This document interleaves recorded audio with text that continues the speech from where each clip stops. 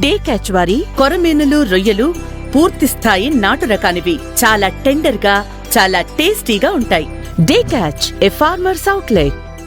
నమస్తే. ప్రస్తుతం మనతో పాటు ఉన్నారు సోషల్ యాక్టివిస్ట్ కృష్ణకుమారి గారు. నమస్తే అండి. నమస్తే. ఏ ఇంటర్వ్యూ స్టార్ట్ చేసినా ఎప్పుడు నేను ఇదే మాట చెప్తూ ఉంటాను. కొన్ని సంఘటనలు జరగకూడదు, అటువంటి వాటి గురించి మనం మాట్లాడుకోవాల్సిన అవసరం రాకూడదు అని. ఒక్కొక్కసారి కోపం వస్తుంది.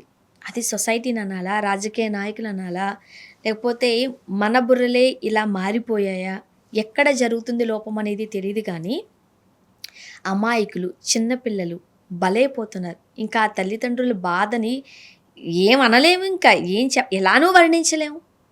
మదనపల్లిలో జరిగిన ఇష్యూ, 7 ఏళ్ల పాప గంజాయి మత్తులో వాడు అమ్మాయిని అత్యాచారం చేసి ఎక్కడ తెలిసిపోతుందో అని చంపేశాడు. అంటే ఎక్కడ జరుగుతున్నాయి, ఎందుకు ఇవి మనం ప్రతిసారి మాట్లాడుకోవాల్సి వస్తుంది? గంజాయి మత్తులో చేశాడు అని అనుకునే కన్నా అతను చెయ్యాలి అనుకుని ధైర్యం తెచ్చుకోవటం కోసం గంజాయి తీసుకున్నాడని కూడా అనుకోవచ్చు.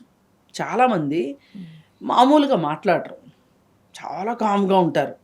వాళ్ళకి కోపం రానివ్వండి, బాధ రానివ్వండి, ఉక్రోషం రానివ్వండి, చాలా దాచిపెట్టుకుంటారు. కానీ వన్స్ ఏదో ఒకటి తీసేసుకుని ఇంకా వాళ్ళకి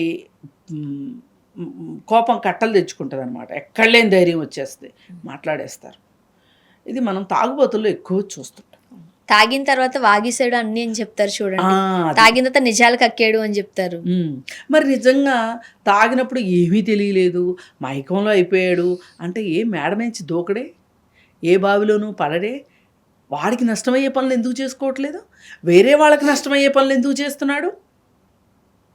అందుకని ఇది ధైర్యం తెచ్చుకుంటానికి చేస్తారు తప్పితే అది తీసుకున్నారు కాబట్టి మత్తు వచ్చింది అనుకోవడానికి వీల్లేదు. కాకపోతే అది తీసుకున్నప్పుడు ఆ మత్తు వల్ల ఉచితాలు మర్చిపోయే అవకాశం ఉంటుందేమో. కానీ అంత అయిపోయినప్పుడు ఎవరైనా సరే ఏదైనా దూకాలి కదా, వాళ్ళకి ఏదైనా హాని చేసుకోవాలి కదా, చేసుకోరే మరి. అందుకని ఇలా ఆ మత్తులో చేశాడేమో అని అతను ఎస్కేప్ అవ్వడానికి వీల్లేదు, అతని గురించి జాలి పడటానికి లేదు. సరే, ఏదేమైనప్పటికీ అతను కూడా చనిపోయాడు కాబట్టి ఇప్పుడు ఇతనికి ఇలా శిక్షించండి, అలా శిక్షించండి అని మాట్లాడే అవకాశం లేకపోకుండా అతనికి తనకు తానే శిక్ష వేసుకున్నాడు. కొంతమంది అనొచ్చు, ఈ అరెస్ట్ చేయటాలు, జైల్లో పెట్టడాలు, తర్వాత శిక్షలు వేయటాలు, 5 సంవత్సరాల తర్వాత 6 సంవత్సరాలు శిక్ష పట్టాలు, ఈ డ్రామా అంతా ఎందుకు అని ముందే గవర్నమెంట్ వాళ్ళే ఏదో చేసేశారు. ఆ ప్రజాగ్రహం ఎక్కువగా ఉంది కాబట్టి దాన్ని చల్లార్చడానికి చేశారని కూడా అనొచ్చు. ఏదన్నా జరగనివ్వండి, ఇలా జరుగుతున్న పరిస్థితులు ప్రజలను భయపెట్టేలా ఉన్నాయి. ఆడపిల్లలకి, కొన్ని చోట్ల మగపిల్లలకి కూడా రక్షణ లేని పరిస్థితులు, బాల్యానికి భరోసా లేదు, రక్షణ లేదు. ఈ పరిస్థితులు ఎందుకు వస్తున్నాయి? అసలు ఇతను గంజాయి తీసుకుని చేశాడా, గంజాయి తీసుకోకుండా చేశాడా అనే దానికంటే కూడా అసలు అతను ఆ పరిస్థితిలోకి ఎందుకు నెట్టివేయబడ్డాడు, ఎందుకు చేశాడు? మరి ఇదే పరిస్థితులు ఇంకొకటికి వస్తే వాడు చేసి, ఇంకొకటికి వస్తే వాడు చేస్తే ఏంటి పరిస్థితి? ఇప్పుడు అతని పైన మనమేమి అసలు ఏమాత్రం ఇసుమంత కూడా సానుభూతి లేదు. మనం అతని డ్రైవ్ చేసిన పరిస్థితుల్ని ఎందుకు ఆలోచించాలనుకుంటున్నామంటే మనం ఇలాంటివి జరగకూడదని కోరుకుంటున్నాం కాబట్టి. ఇలాంటివి జరగడానికి వీలు లేదు. అసలు నేరస్తులు ఎందుకు తయారు కావాలండి?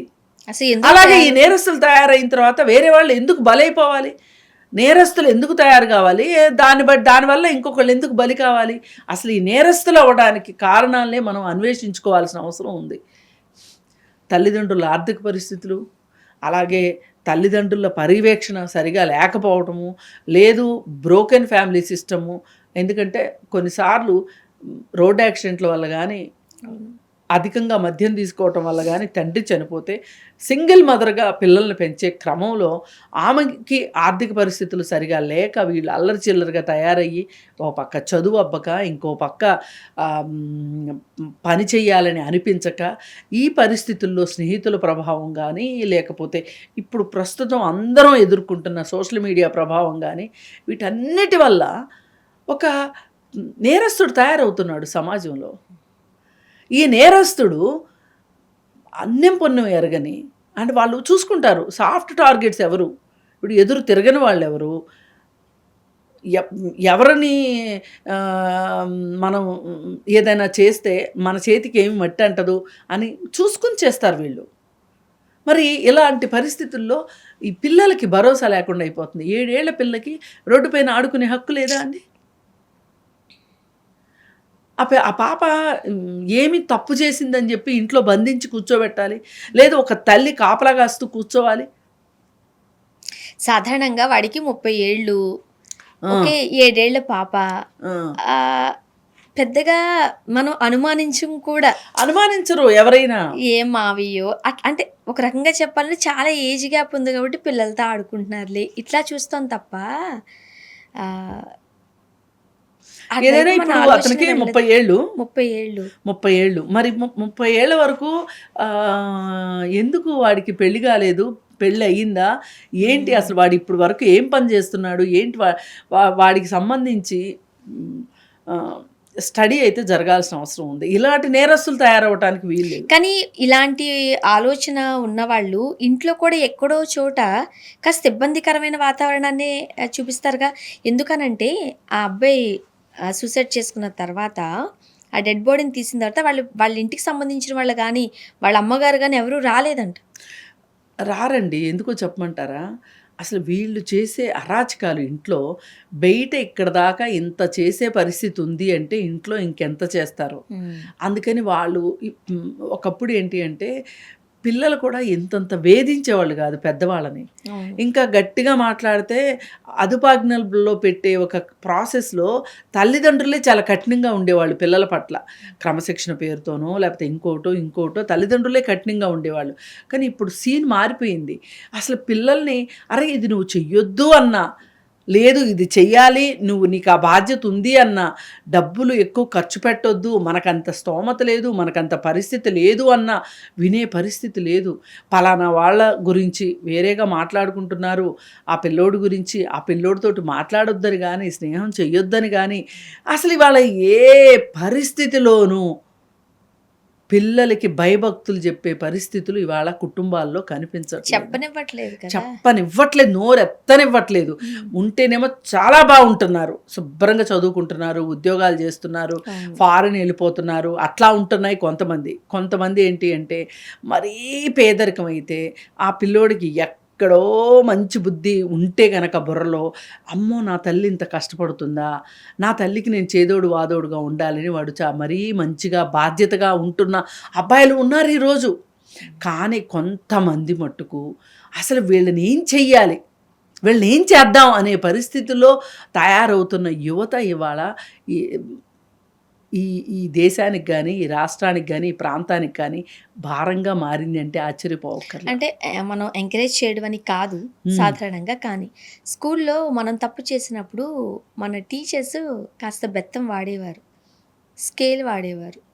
అంటే వాళ్ళని కొట్టమని మనం ఎంకరేజ్ చేయట్లేదు. ఇంట్లో కూడా అటు ఇటుగా అయితే మా అమ్మ మమ్మల్ని కొట్టిన సందర్భాలు చాలా ఉన్నాయి.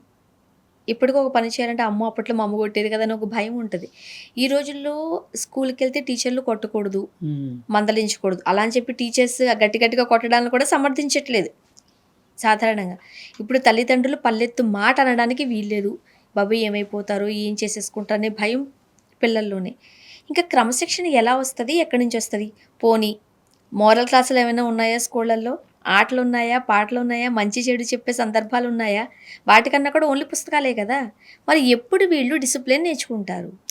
అంటే ఆ కాలంలో తల్లిదండ్రులు కొట్టినట్టు టీచర్లు కొట్టినట్టు కొట్టి భయభక్తులతో అదుపాజ్ఞల్లో పెట్టడము కాకుండా అసలు మొత్తం ఫ్రీగా వదిలేయడం కంటే కూడా మధ్యస్థంగా ఏదో ఒక మధ్య మార్గం ఉంటుంది. అది ప్రాక్టీస్ చేయాల్సిన అవసరం ఉంది. అయితే ఇంకా మన సమాజం ఆ స్థాయికి చేరల. ఉమ్. ఏ స్థాయికి? వేరే దేశాల్లో పిల్లల్ని కొడితే 100కి డైల్ 101 ఏదో డైల్ చేస్తామని పిల్లలు భయపడుతుంటారు పేరెంట్స్ని. మన తల్లిదండ్రులు పిల్లలు కూడా బెదిరిస్తున్నారు ఇప్పుడు. బెదిరిస్తున్నారు కానీ చేయట్లేదులే. అంత అవకాశం లేదు ఇంకా ఇక్కడ. అదే. అంత అవకాశం లేదు. కాకపోతే ఎవరైనా ఫారిన్ నుంచి వచ్చిన పిల్లలు చెప్తే వీళ్ళు ఏదో చేస్తారు కానీ అంత భయపెట్టే పరిస్థితులు అయితే లేవు. కానీ ఏది ఏమైనా ఇవాళ ఒక ఆర్థిక స్థితి, దిగువ స్థాయి ఆర్థిక స్థితిలో ఉన్న తల్లిదండ్రులు వాళ్ళు వ్యసనాలకి అలవాటు పడిన తల్లి కానీ తండ్రి కానీ ఉన్న కుటుంబాల్లో పిల్లల పరిస్థితి చాలా దయనీయంగా ఉంది. మరి ఇప్పుడు గంజాయి తాగి డ్రగ్స్ వల్ల ఇటువంటి అరాచకాలు చేస్తున్నారు అంటున్నారు. ప్రభుత్వాలేమో వాటిపైన ఉక్కుపాదం మోపుతున్నాం అంటున్నారు. బట్ అసలు గంజాయి ఎలా వస్తుంది, ఎలా దొరుకుతుంది వీళ్ళకి అంత ఈజీగా? ఇప్పుడు ప్రభుత్వాలు చెయ్యట్లేదని చెప్పి నేను అనానండి. ప్రభుత్వాలు చేస్తున్నాయి, వస్తున్నాయి. ఎందుకంటే శతకోటి దరిద్రాలకి అనంతకోటి ఉపాయాలు. ఇప్పుడు మనం ఇవాళ ఆలోచించాల్సింది ఒక పక్క గంజాయిని అరికట్టడం ఎంత అవసరమో, ఇంకొక పక్క ఏ కారణాలు ఇలా 30 ఏళ్ల పిల్లలు లేదంటే 25 ఏళ్ల పిల్లలు ఇవాళ మైనర్లు కూడా అత్యాచారాలు చేస్తున్నారు కదా. అత్యాచారాలు ఇప్పుడు పోయినసారి స్కూల్ పిల్లలు చేయలేదండి. మరి ఇవన్నీ ఇలా జరుగుతూ ఉన్న సందర్భంలో అసలు ఎక్కడ లోపం ఉంది? ఇవాళ ఏమి చేస్తే ఇట్లాంటి నేరాలను మనం అరికట్టగలుగుతాము? ఇప్పుడు ఇక్కడ ఆ తల్లిదండ్రులు ఆ పిల్లవాడిని కాదనుకునే పరిస్థితుల్లో ఇంట్లో ఉండుండొచ్చు.